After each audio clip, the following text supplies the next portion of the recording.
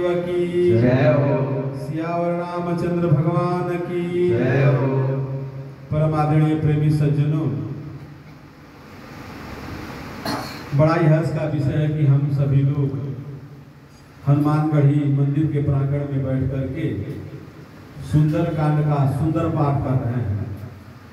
मैं सिर्फ यही बताना चाहूंगा कि रामचरितमानस के जितने भी बिगड़े काम थे, रामचरितमानस के जितने भी बिगड़े काम थे, सब सुंदर कांड में आने के बाद सब सुंदर सुंदर हो गया, सारा काम ही बन गया। और यह कथा यह चीज हमें संदेश देती है कि हमारे जीवन में अगर कहीं से कठिनाई है, कहीं से दुख है, कहीं से परेशानी है, उस परेशानी को दूर करने की एक ही औषधि है, एक ही औषधि है सुंदर कांड पाठ का जाप। अगर हम करते हैं तो वह दुख को धीरे धीरे धीरे धीरे दूर कर देगी। और संत कहते हैं कि संसार में सुख और दर्पण में मुख दिखाई देता है। संसार में सुख और दर्पण में मुख दिखाई देता है, होता नहीं है। इसलिए अगर जीवन में सुख चाहते हैं, शांति चाहते हैं, तो सुख शांति का खजाना यही है कि भगवान की चर्चा में, भगवान की कथा में केन प्रकारे अगर भगवान की कथा हो रही है तो आपके मन मस्तिष्क को शांति देगी।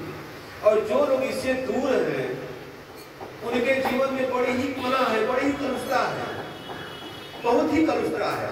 गोस्वामी जी ने रामचरितमानस के अंदर लिखा कि यह जो भगवान की कथा है, भव सागर जह पार जो पावा, भव सागर जह पार जो पावा, राम कथा ताकर दृढ़ नावा। अगर आप भव से पार जाना चाहते हैं तो इसलिए जो भगवान की कथा है, इस कथा रूपी नैया में आप बैठ जाएंगे तो सहज में ही पार हो जाएंगे। यही एक उपाय है।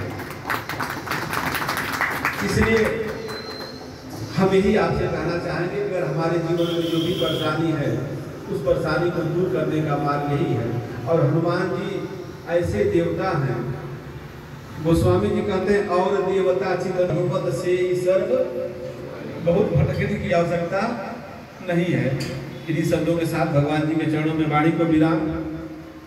प्रेम से बोले हनुमान जी महाराज की जय, रामचंद्र भगवान की जय, महादेव की जय, सनातन धर्म की जय, नमः पार्वती पतये हर हर महादेव।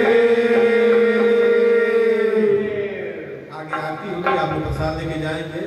प्रसाद हनुमान चालीसा बाकी है। हनुमान जी को बोला।